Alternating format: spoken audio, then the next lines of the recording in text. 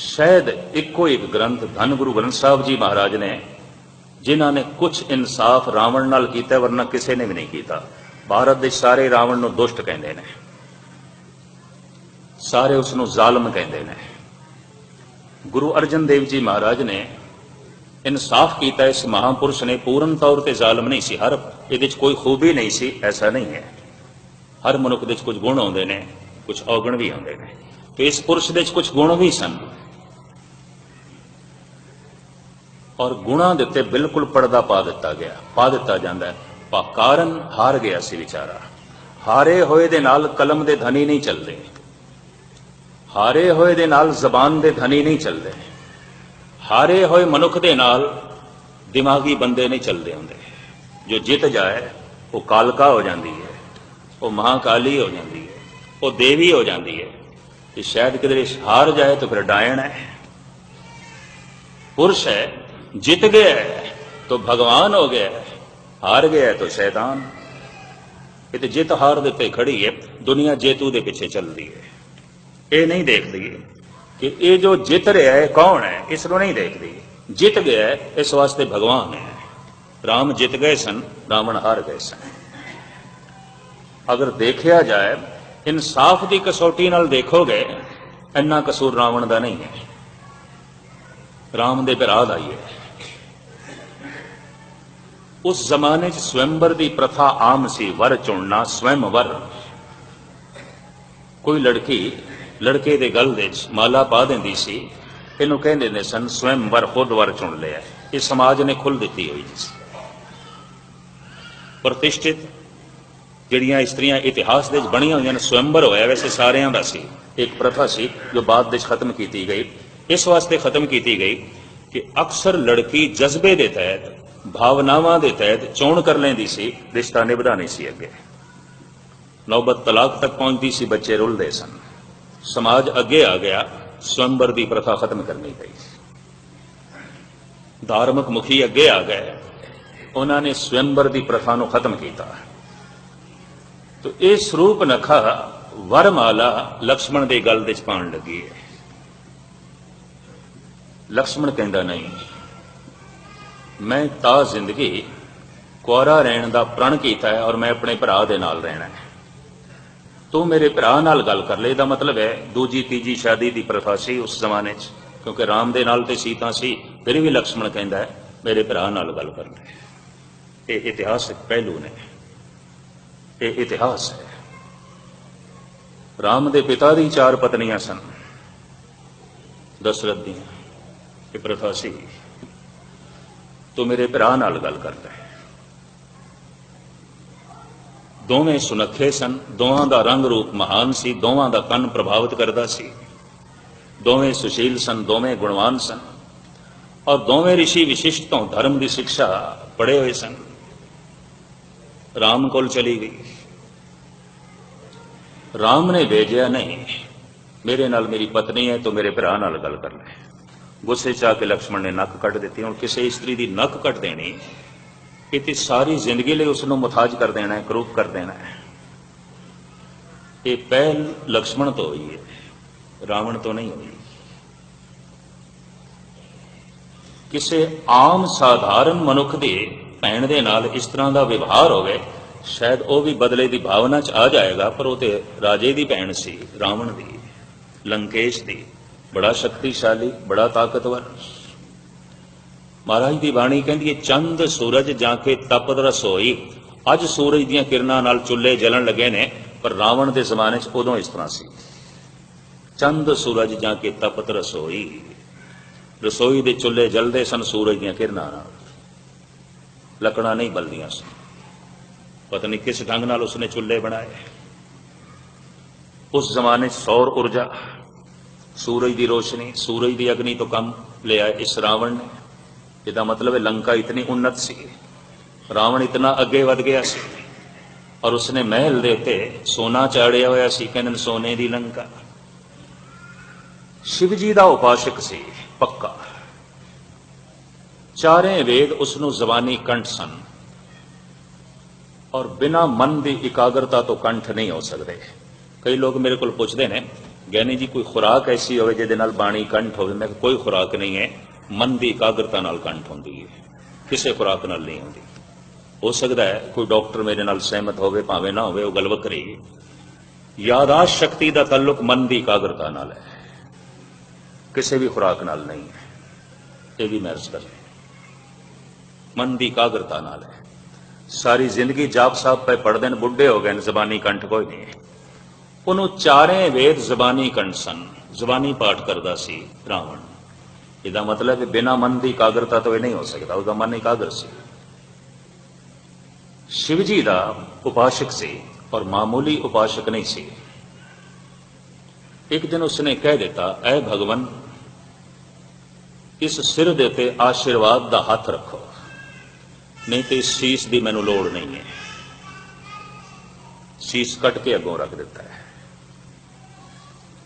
गुरु गोबिंद सिंह जी महाराज ने 5 सिरां की मंग की है, और जैसे मंग की अद्धे तो उंज भज गए सन। भी ये गुरु नूं की हो गया? अद्धियां दे अद्धे माता जी कोल चले गए भी लाल जी नूं की हो गया? सिर मंगण लग पैन बंदियां दे। और जेड़े उत्थे बैठे हुए सन, सहमे हुए सन, ये तो खुशकिस्मती 5 तैयार हो गए वारी वारी। पर सतगुरु ने मंग की है, तां शिव जी ने मंग नहीं की थी। राम शीस भेट जो है, रावण शीस भेट करता है। हद हो गई, इन्ना प्यार शिव जी नाल, इतना कुर्बान जा रहा है वो शिव जी तो, इतना सदके जा रहा है और इतनी उसकी भक्ति। शीस कट के अगों रखता है। धन गुरु अर्जन देव जी महाराज उसके इस त्याग नूं, इस बलिदान नूं अपनियां 2 पंक्तियां विच बयान करते हैं। चौबोले महला 5वां, सम्मन जो इस प्रेम की, दम के होती साठ, रावण होते सो रंक ने, जिन सिर दीने काट। ऐ धन संपदा दे मालिक जी, प्रेम दा सौदा, आशीर्वाद दा सौदा माया दी दमड़ियां नाल आउंदा तो रावण कोई भिखारी नहीं सी, राजा सी। अथाह सोना रख के आशीर्वाद ले सकदा सी, पर उसने शीस भेंट कीता है। सम्मन जो इस प्रेम की, चौबोले मल्ला 5वां, ये बाणी है, उस बाणी का नाम है चौबोले। सम्मन जो इस प्रेम की, दम के होती साठ, रावण होते सो रंक ने, जिन सिर दीने काट। रावण कोई भिखारी नहीं सी, उन्हें अपना शीश कट के अगों रखे। उन्होंने पता सी कि रब्बी पुरुषों का आशीर्वाद माया की दमड़ियां नाल नहीं मिलता। तो जे माया की दमड़ियां नाल जो आशीर्वाद दे देंदा है, उहदे आशीर्वाद की भी उतनी ही कीमत है जितनी उस माया की, इस तो ज्यादा कुछ भी नहीं है। यह भी मैं अर्ज करते हैं, वो आशीर्वाद उतना ही है जितनी माया है, बाकी कुछ भी नहीं है, कुछ भी नहीं है। सम्मन जो इस प्रेम की, दम के होती साठ, रावण होते सो रंक ने, जिन सिर दीने काट। हुण शिव जी का आशीर्वाद प्राप्त, 4 वेद जबानी कंठ ने, महाशक्तिशाली है, बड़ा ताकतवर है। हारिया क्यों? हार दा की कारण? कहते हैं भिरा बागी हो गया। भिरा ने सारे भेद दस दिते राम नूं, विभीषण ने। भिरा बागी हो गया, भिरा गद्दार हो गया। जद भी कोई कौम हारदी है, भरावां करके हारदी है। जद भी कोई देश हारदा है, यकीन जानो अपने करके हारदा है। अक्सर सारी दुनिया के इतिहास पढ़ के देख लेना, कोई ना कोई अपने विचों रस्ता दस देंदा है, इंज हो जाता है। हिंदुस्तान दे एक कहावत मशहूर हो गई, घर का बेदी लंका डाले। सारी लंका तबाह हो गई सिर्फ विभीषण करके। रावण हार जाए सवाल ही नहीं पैदा होता। सारे राज दस दिते विभीषण ने रावण, इंज जित सकदा है, तो हो गई जित। मूर्छत होके रावण गिरे है, सैकड़े बाण उसनों शरीर विच लगे ने, खून वग रहा है। कहते राम दे मुंह आह निकल गई जैसे पश्चाताप। और पता उसने लक्ष्मण नूं की आख्या, लक्ष्मण एक बहुत कीमती मनुख उसनों असीं जमीन ते गिरा दिता है। मैं थोड़े सामने इतिहास के पन्ने पे रखदा, ए लक्ष्मण एक बहुत कीमती मनुख असीं जमीन ते गिरा दिता है, और इस दे आखिरी प्राण निकलन, ए लक्ष्मण तू जा इस दे कोल कोई कीमती ज्ञान की गल सिख लै।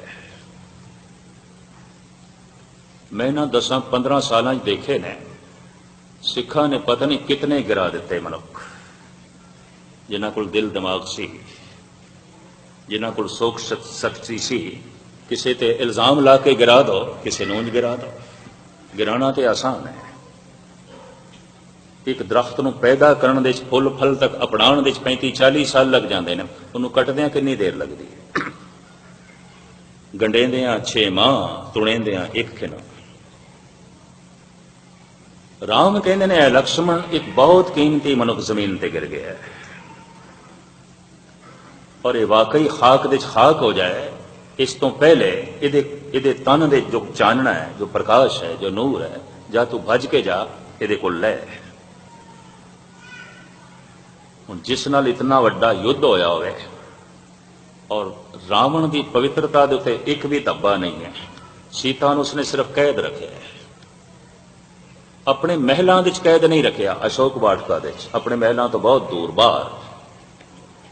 ये उसके उच्चे इखलाक की निशानी है, इसके ब्राह्मण होने की निशानी। चुक के क्यों ले आया? उन्हें ऐलानिया कहा सी कि मेरी भैन की नक नहीं कट्टी, मेरी नक कट्टी गई है, तो मैं हुण राम की नक कटांगा। किसी की पत्नी चुक के लिया अगले की नक कटनी, और की इस तरह की गल। और लाला दौलत राय कहता है इस बहुत वड्डी जंग भयंकर युद्ध का कारण 2 इस्त्रियां ने, एक स्वरूप नखा एक सीता, इन्हां दोवां नूं एक पासे करदे युद्ध नहीं होना सी, ये जंग नहीं होना सी। राम नूं कोई लोड़ नहीं सी रावण नाल लड़न दी, ते रावण कोई दुष्ट नहीं सी, इस वास्ते दुष्ट हो गया, सीता नूं चुक ले गया। कोई ये नहीं कहता लक्ष्मण ने की कीता, एक स्त्री की नक कट्टी, क्या वो इस इल्जाम दे च नहीं आउंदा जिहड़ा इल्जाम रावण ते लाया जा रहा है? पर वो तो जित गया है, जितया भगवान हो जाता, हारिया शैतान हो जाता है, और की ये तो साफ है।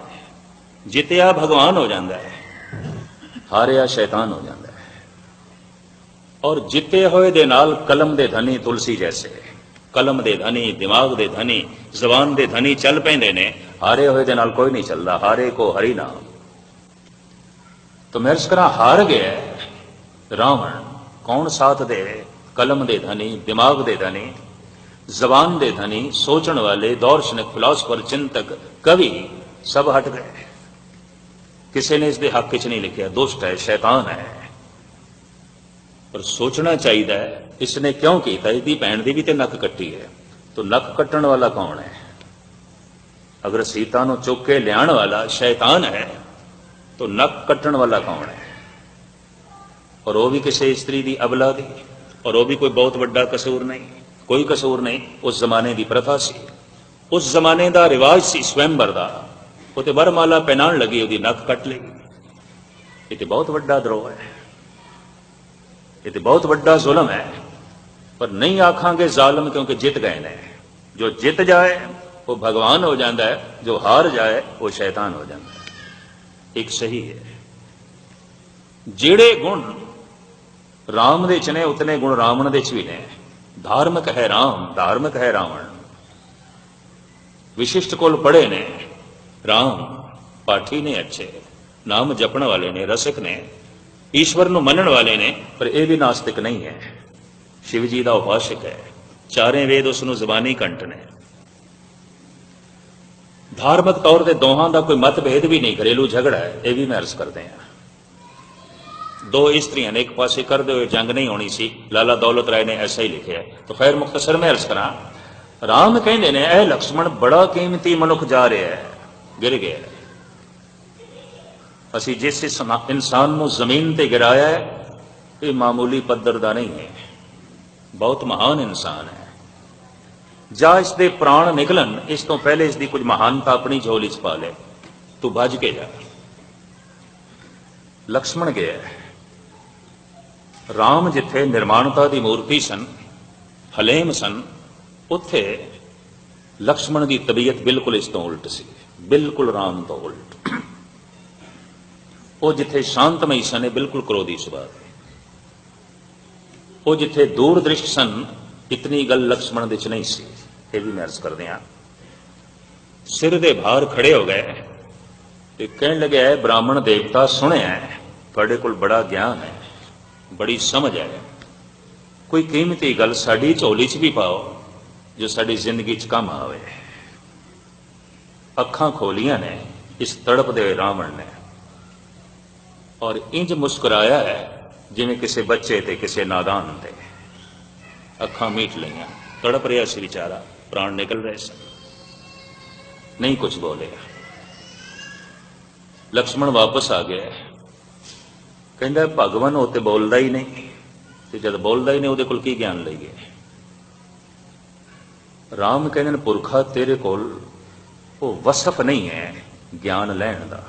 जिस दे कोल ज्ञान लईदा है वो सिर दे भार नहीं खड़े होईदा, जा उसके कदमां दे खड़ा हो ते हथ जोड़ के ज्ञान की मंग कर।